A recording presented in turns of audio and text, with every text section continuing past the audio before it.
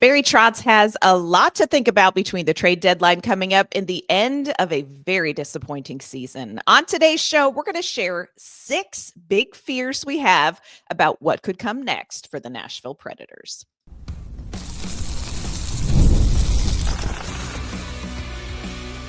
You're Locked On Predators, your daily podcast on the Nashville Predators, part of the Locked On Podcast Network, your team every day. Welcome to the Locked On Predators podcast on this wintry Wednesday. Thanks so much for making us your first listen of the day. We are, of course, your free daily Nashville Predators podcast. We're a part of the Locked On Podcast Network, your team every day. Want to kick off this episode shouting out our Locked On Predators insiders and our everydayers who are tuning in to talk Nashville Predators hockey with us. I am Ann Kimmel. I am a writer and a co-host at Penalty Box Radio. And friends, I have a partner in crime. You do. I'm Emma Lingen, and I'm the Predators site editor and reporter for the Hockey News. Well, Emma, most of the Nashville Predators back at practice on yesterday. We're going to give a little practice update and share the most recent information we have on injuries. Some are of significant note. There also has been a new addition to the roster, so we're going to cover all of that news. But the big topic today, we are talking about 6 fears that fans may have when it comes to what is next for the Nashville Predators and what Barry Trotz may be up to. So we're going to dive into all of that. Of course, on this snowy Wednesday, it's like being back at home in northwestern Pennsylvania, except we're missing about a foot of snow. But yeah. Good times. Good times. I hope you all are staying warm and off of the roads. Yesterday, before this absolute snowpocalypse, most of the Nashville Predators back at practice. Of course, Saros, Forsberg, and Nyquist were not back yesterday. They were wrapping up everything at the Four Nations tournament. But we got an injury update, Emma. It is unsurprising, but heartbreaking. Let us know, what did we find out about Jeremy Lauzon? Jeremy Lauzon has been ruled out for the next 4 to 6 months, which will rule him out for the remainder of the season. Like you said, he's been on IR, not entirely surprising. He's got a lower body injury. That's all we know. But given that timeline, the 4 to 6 months timeline, it is very likely that he has either already had or is going to have surgery on something.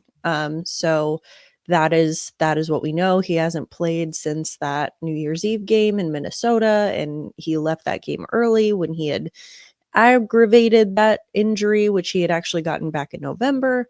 So now he is officially shut down for the year, which brings us back to Andreas Englund, the new addition. So that's we also got to see him for the first time skating with the Predators at practice yesterday on Tuesday. His gear had just gotten there that morning, so he was a little had to be kind of a mess for him, but he was there, he was participating. I got to talk to Andrew Brunette a little bit, and he kind of confirmed my assumption, which is that Englund is kind of going to be the Band-Aid for Jeremy Lauzon being out on the back end now. Talked to Brunette. Brunette said that, he's got a lot of length, a lot of size, a lot of physicality, very similar body type to Jeremy Lauzon, which is something that we've talked about. That is not everything, but it is important to have back there. And the Predators don't have a lot of size back there without Lauzon. So Englund is going to kind of fill that void a little bit. We also talked to Englund himself after practice, and he, when asked about his game and what he hopes to bring to the table, he said, and this I think should come as fans should enjoy hearing this, that he said, "I am a defenseman." Let's go. First he said defense only, and then he goes, well, defense first. Defense. There we go. And I think that, he's, and that's kind of what you know you're going to get from him looking at his numbers. He's not an offensive guy, which quite frankly, the Predators need more defensive defense on the back end right I now. would take defense only at this point. Right. Well, Like, don't be picky. apparently that's what you're going to get from Andreas England. So, yeah, he was looking forward to getting started. You know, he was one of those guys that had kind of been a perennial healthy scratch in LA for a while, and that led to him getting put on waivers. And so, you know, he's excited for the opportunity to get to play a little bit more regularly. So, I think it'll be good.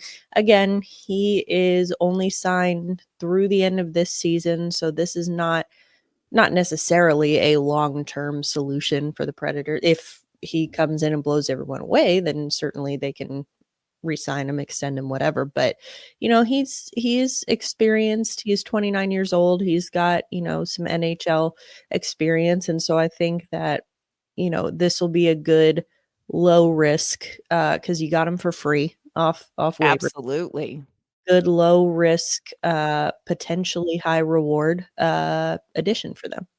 And I love, he said something about, you know, it's a change of scenery. And I think we have seen Nashville Predators players go other places and needing that change of scenery. Now, Nashville is the place of a change of scenery. And like you said, with Lauzon out, there is a gaping need for his particular style of defense. So this could be a really good fresh start, you know, and it's nice that it comes where the Predators have a stretch of practices before a game where maybe he can kind of get more acclimated a little bit easier. So that's somebody we're going to be keeping an eye on this week. Also yesterday, trade alert, Preds traded future considerations to Vegas for forward Grigory Denisenko. This is basically to stockpile in Milwaukee, and I'm not speaking anything over him. I'm just saying that in Milwaukee, with all of the injuries in Nashville, you have to remember Milwaukee sends people up and then Milwaukee's counting bodies. So this is probably that. Poor future considerations. Shorter leash than Cody Glass, friends. Just moving on. He needs to find his why again. That's what it is. Oh my gosh, I don't even know what that meant. But yeah, I don't. Okay. Yep.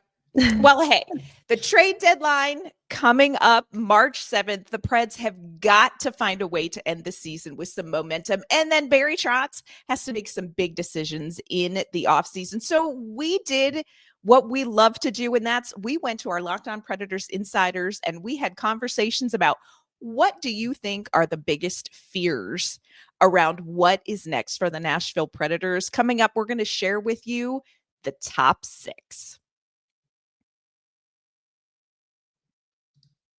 Today's episode is brought to you by our great friends at Wonderful Pistachios. If you are looking for a snack that's both delicious and nutritious, you need to crack into a great source of protein with Wonderful Pistachios. Wonderful Pistachios is one of the highest protein nuts. Each 1 ounce serving has 6 grams of protein, giving you over 10% of your daily value. Plus, they are packed with fiber and better for you unsaturated fats to help keep you feeling fuller longer. Personally, I like the no shells variety. It's the perfect grab and go snack for those busy days. Whether I am sitting here at my desk doing some work, whether I'm in my car on the way to practice, or if I just know, hey, I've got to get a little bit of protein, these are a great go-to. And friends, if you like that satisfying cracking of opening every shell for the crunch, you're going to love their in-shell options. That's my daughter's favorite. So get snacking and get cracking with a snack that packs a protein punch. Visit wonderfulpistachios.com to learn more. All right, Emma, I don't mean to brag, but basically we have the greatest Locked On Predators insider community. We have the greatest insider community because we probably have the only Locked On Predators insider community. But our people are so much fun to talk with, to debate ideas with. And you and I had been having a conversation separate from the podcast, just talking about like, oh my gosh, what if this happens? And you know, it was a little therapeutic, like, oh my gosh, my biggest fear is this. And I was like, wait a minute. Let's find out what some of the biggest fears are among our insiders, among the fan base, and let's tackle those today. So we're going to share with you 6 big fears we have ahead of next season when it comes to what Barry Trotz could or maybe won't do. Fear number one, and this should come as no surprise, Emma. There is a lot of fear that there will be no coaching change. John, one of our insiders, said if the current team continues to flail during the rest of the season and shows no sign of getting it together, my biggest fear is that Trotz won't make a coaching change. It just seems that Brunette's system isn't working with these players. I got to tell you, you and I we have hung on. We have said patience. We have said, let's just see. Are you concerned about Trotz sticking with Brunette for too long? Yes, I am. Yeah. Only because, and I think of all the fears that we are going to get to and we're going to discuss today, I would say that's the one that is probably my biggest fear. Only because we've talked about this before. Brunette is Trotz's guy. That's who he brought in while he still had John Hines under contract for one more year. So he didn't have to make that coaching change. And he was very adamant that he did it because he thought that Brunette was going to give this team the best chance to win. And, it took me a while. I would say it took me longer than most to get to the fire Bruno point. Yeah. And again, I still don't think you fire him now. That gets you nowhere. But I think that I hope that even if, I would say my biggest fear, John was saying that, if the team continues like this, I would say my biggest fear is they go on a little run here at the end of the season. Not that And false then, sense of security. and then Barry Trotz says, okay, Bruno, you earned yourself another year. Because if you think about it, while last year was incredibly impressive with that 18 game point streak and everything, it took that to get them into the playoff conversation. Now, expectations were very different. They weren't even supposed to be sniffing the playoffs last year. Now, they should have been a front runner in the division, and now they're one of the worst teams in the league. So I think that you have to look at it from that point of view. And I think that if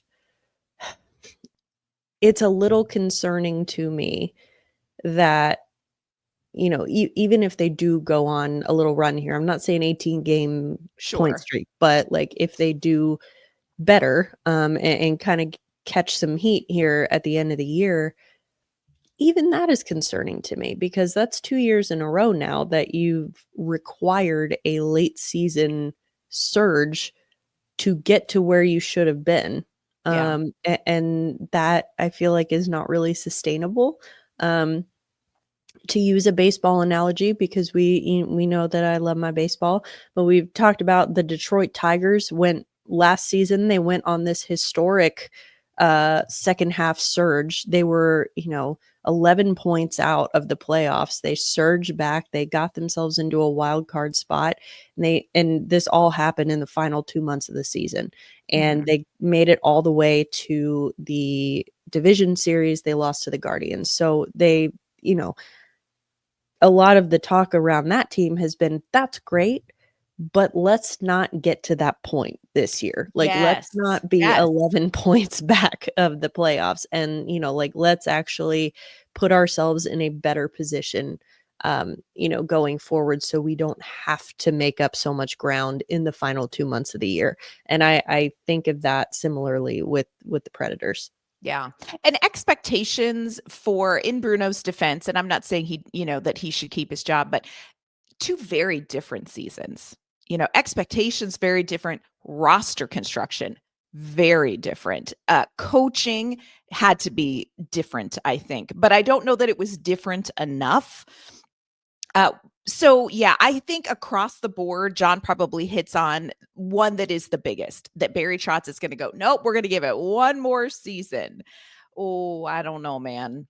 Number 2, and this is one you and I feel very strongly about. We have very strong feelings about this, as does insider Macy. Biggest fear, one of my biggest fears is that Barry Trotz would trade Ryan O'Reilly. Now, I don't think it's actually going to happen, but it for me would be a nightmare scenario. And everybody just picture a cauldron and then people with big spoons stirring it. Like yesterday, 3 great landing spots for Nashville Predators forward Ryan O'Reilly at the trade deadline. You know something? Just back off.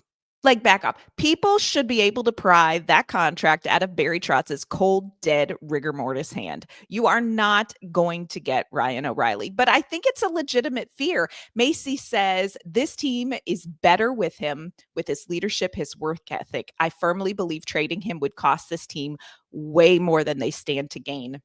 And I think not just existentially, but practically, Macy nails it. If you are trading Ryan O'Reilly, you know what I want back? Don't come to me with picks or like a potential prospect. I want a top 6 center. And there is no team going into the playoffs chasing Ryan O'Reilly around that is willing to give up something like that to get him. And I am telling you, Barry Trotz, like it should be your firstborn and a garden fairy to trade Ryan O'Reilly.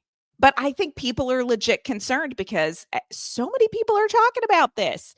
Tell them to back off, Emma. It doesn't make sense to me. I mean, it's the whole like ever since, I mean, this was now over a month ago that Elliot Friedman was the one to report. No, but that he said that There were 2 Barry sentences. Trotz. Well, but he said Barry Trotz was treating O'Reilly as if he had trade protection in his contract, which he doesn't, but he's acting like he does, and that he would need to get his socks knocked off by an offer to consider trading him. That has only fueled the rumors more. Like, I don't understand. It's like, no, that should be like, he's not going anywhere for the reasons that you just said, that he is going to be, he's too important to this team, and it would take a huge offer for them, for the Predators to consider doing a deal. Now, I absolutely don't see that offer coming at the trade deadline because, like you said, any team that has those kinds of assets, that has playoff aspirations, they're not going to be dealing them away at the deadline when there's kind of like more of a time crunch. Mm-hmm. If something was going to happen, maybe during the offseason when there's a little bit more time, he's got another year on his contract. I don't know. I could see him if the Predators are not a playoff team by next year's trade deadline, that is where I realistically could see something happening. But I'm like, do you people just like, is it opposite Why are day? so many people, and look, I get it. You want Ryan O'Reilly. He is a serial winner, to quote Barry Trotz, but you're not getting him. Like, stop talking about it. I've seen a lot of, like Toronto would be a really good fit. He doesn't like you.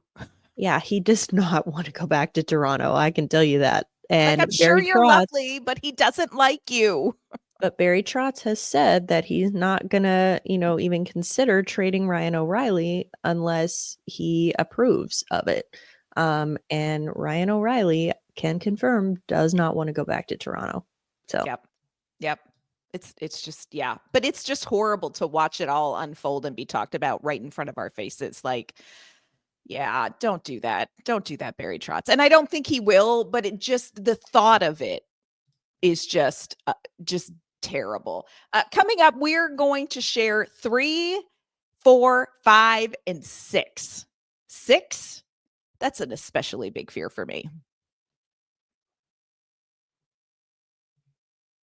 You hear us talking about our amazing Locked On Predators insider community. Well, if you have thoughts on this topic or any of the topics that Emma and I talk about on our show, we want to invite you to join our Locked On Predators insider community via subtext. You're going to get a chance to share your thoughts one-on-one with Emma and I after the podcast, ask questions, and of course, we discuss breaking news when it happens with our insiders. To join this great insider community, you can click on the link in our bio or check out the description for this episode.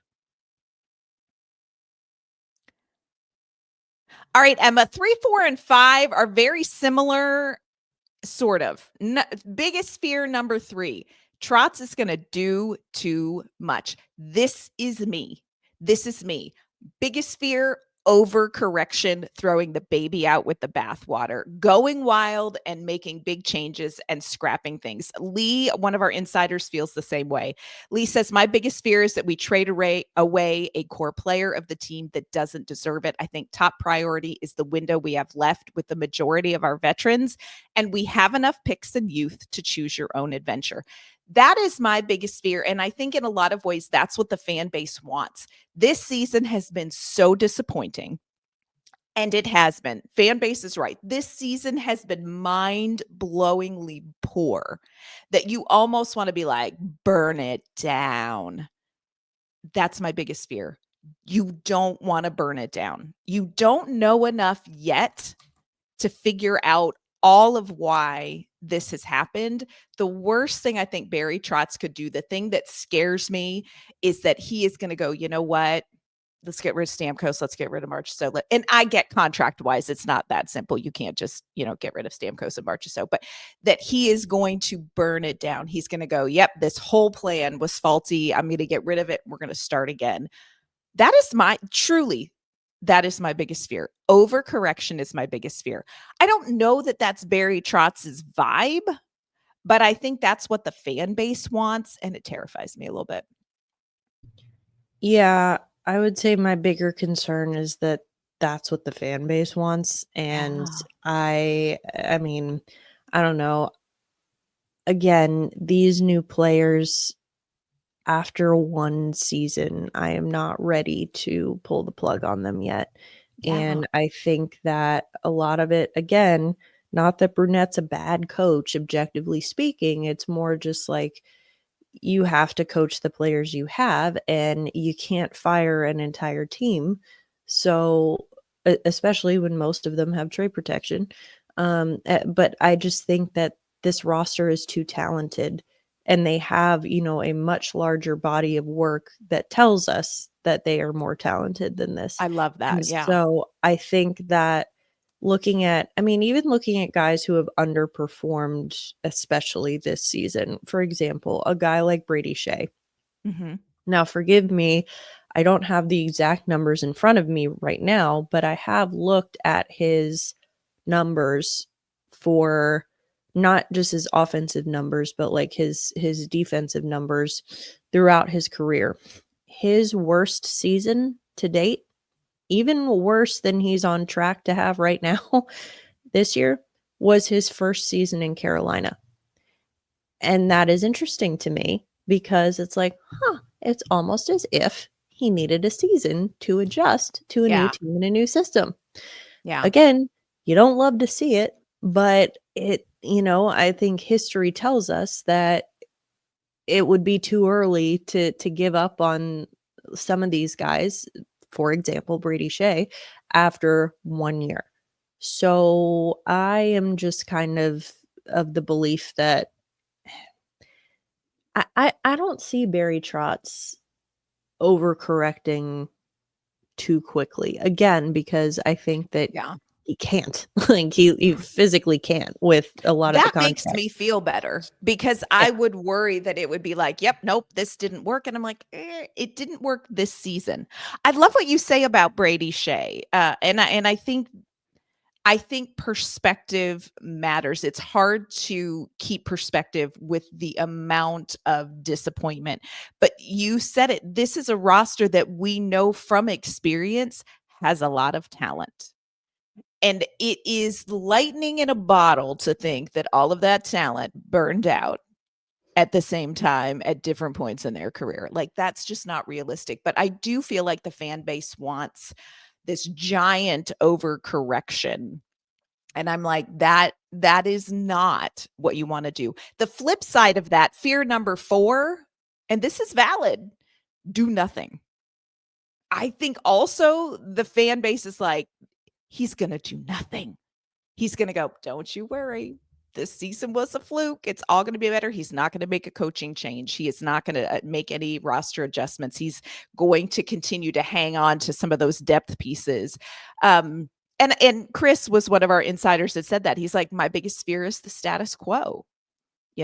Like we're going to come back and we're not going to have a new plan. We're not going to have a, hey, we need to fix this. I don't necessarily, I know Barry Trotz is going to look at everything. And this is what I will say for Andrew Brunette.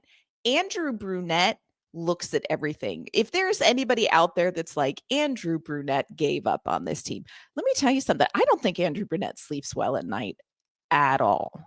Like just in our exchanges with him, in conversation with him, this is so difficult for Andrew Brunette. He is desperate to figure this out and to find answers. And I think Barry Trotz is too. But I do think if there isn't some sort of major change, whether it is 100% legit or whether it's just the sacrificial lamb, I think this fan base will lose its Jesus if Trotz literally does basically nothing. I don't think he's going to get away with moving a couple depth pieces and being like, look, we addressed the problem. And I think that's what the fans are really worried about. I think they're worried he's going to do nothing. Well, I would say that there is more, again, I would be more concerned that he would do nothing than that he's going to do too much. But I'm also going back to what you said about, he's not going to get away with moving a couple depth pieces.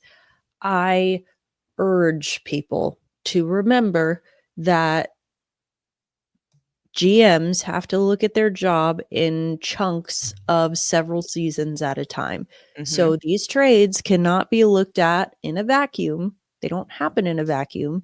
So moving a depth piece now and thinking that that's the end of it and that's all he's going to do, that is a flawed way of looking at it. I think you have to look at like, okay, maybe you move this depth piece, you get, I don't know, a prospect back or something. Maybe you get a draft pick but it's like, well, what? The Predators don't benefit from that. Well, how much cap space do you have now? What's the long-term plan? Like this could all be building to something else. And I even say that about, I mean, listen, it's been tough to watch this year, but I still have not ruled that out when talking about the Alex Carrier trade, for example. I think that, in the immediate term, yeah, absolutely Montreal won that deal. And it looks like Barry Trotz got fleeced. If nothing comes of this and Justin Barron, is gone after, and they let him go in free agency next year, then that was a bad trade. But you don't know. You got a lot of cap space by trading Carrier. And Barron is not locked up long term. And, maybe you do something with that. And again, it's foolish to think that you're going to have all the answers to that in one season. So again, I understand the fan base is very impatient, especially with the roster that they have right now. They didn't think they would have to be this patient. And I get that. Yeah. But I just think that, talking about Andrew Brunette and he's not sleeping at night, let me tell you what, neither is Barry Trotz. No one is happy. No one is content with the status quo right now. So I don't think he's going to do nothing. But I also think that the somethings that he does do are not going to be, quote, enough for a lot of this fan base because they are looking for giant sweeping changes. You're not going to get Steven Stamkos, Jonathan Marchessault, and Brady Skjei every summer. Like that's not, you can't expect those big moves like that every year. Yeah. So again, there's only so much he can do. And I just, I think he's going to do something, but I just worry that fans will immediately say, well, it's not enough. So, yes. I love what you're saying. And I think this is so important, what you're talking about, the perspective of a general manager. I think the fan base looks at this roster and says, we need to change this roster based on performances we've already seen. A general manager makes changes to a roster based on future projections. They don't view roster changes as punishment. They view roster changes as projections. Those are two very different things. And so while the fan base may say, I'm just going to pull a name out of a hat here, Cole Smith needs to go. He's not scored enough goals in the last season. Barry Trotz is not looking back necessarily at Cole Smith as the primary piece of information when he's deciding what to do. He's looking forward and saying, what are we building? What do I know about Cole Smith and how does he fit in the future? It's about projection, not punishment. And I think after this season, so many fans want changes to the roster based on quote unquote punishment for performance. Fear number 5, lovely combination of 3 and 4. The wrong combination of too much and not enough. Corey says, don't be indecisive. So don't do nothing, but don't be impatient. Don't do too much. And I love this. He says, don't be impatient. Don't take less value in a trade now just for the sake of making a move when you could potentially get more value in the offseason when there are more suitors. And I think this is it. And I think the wrong combination of making the wrong move and the wrong combination of hanging on too tight could be disastrous. And I can't pinpoint for you the exact scenario of that, but I think we all know what I'm talking about, like don't move the wrong piece. Yeah. Yeah. Yeah. No, I agree. Yeah. Fear number 6. I'm going to be honest with you, Emma, this one, like on an existential level, this one worries me a lot. I don't know that it will happen because I think Barry Trotz understands. But fear number 6, wasting draft picks. Nashville has 3 first-round picks. Nashville could potentially, and I don't know whether you feel excited about this or sad about this, could potentially have a really high draft pick, depending on how the rest of the season goes. I think the fan base is terrified that they're going to waste this opportunity at the draft.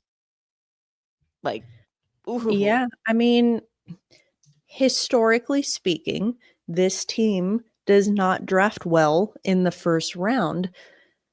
But they've also, this is a new situation for them. If they do end up in the top 3, top 5, like they, even the top 10, like this is a situation that this team has not been in a very long time.